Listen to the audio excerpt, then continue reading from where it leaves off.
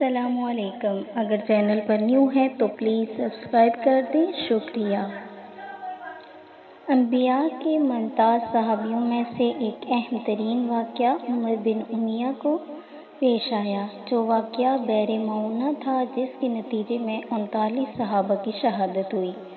بنی نضر کے قبیلے نے رسول اللہ صلی اللہ علیہ وآلہ وسلم سے درخواست کی کہ انہیں اسلام سکھانے کے لیے کچھ لوگ بھیجیں۔ اس کے بعد رسول اللہ صلی اللہ علیہ وآلہ وسلم نے 40 صحابہ کی ایک جماعت کو بنی نضر کے سردار کے ساتھ بھیجا۔ جب یہ گروہ بئر معونہ نامی جگہ پر پہنچا تو انہیں سنس نادر نے گھیر لیا۔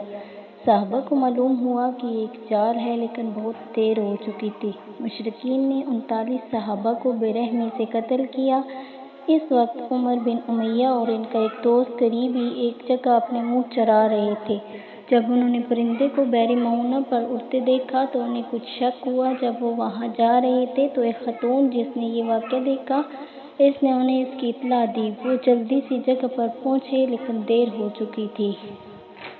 وہ مشرکین سے لڑنے لگے۔ عمر بن امیہ کو پکڑ لیا گیا، لیکن اس کا دوست شہید ہو گیا۔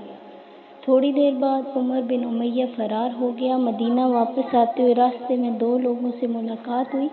اس کو معلوم ہوا کہ وہ نضر کے بیٹے ہیں۔ انہوں نے صحابہ کرام اور آپ کے ساتھ جو سلوک کیا وہ بھول نہیں سکتا تھا۔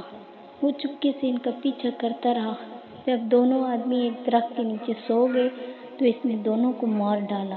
پھر مدینہ واپس آئے اور رسول اللہ صلی اللہ علیہ وسلم کی بارگاہ میں حاضر ہوئے۔ رسول اللہ صلی اللہ علیہ وسلم کو یہ سن کر بہت رنج ہوا کہ صحابہ کے ساتھ کیا ہوا۔ اس نے نادر کے بیٹوں پر بہت لعنت کی۔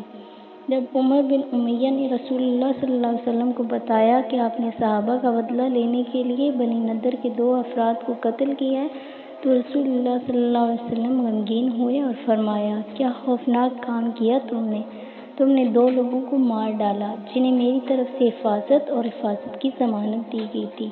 میں ان کے لیے خون کی رقم ادا کروں گا۔ اس کے بعد رسول اللہ صلی اللہ علیہ وسلم نے ان 2 لوگوں کے خون کی رقم ادا کی۔ وہ خوش نہیں ہوا جب اس نے سنا کہ ان میں سے 2 مارے گئے ہیں، حالانکہ انہوں نے بہت سارے مسلمانوں کو قتل کیا تھا۔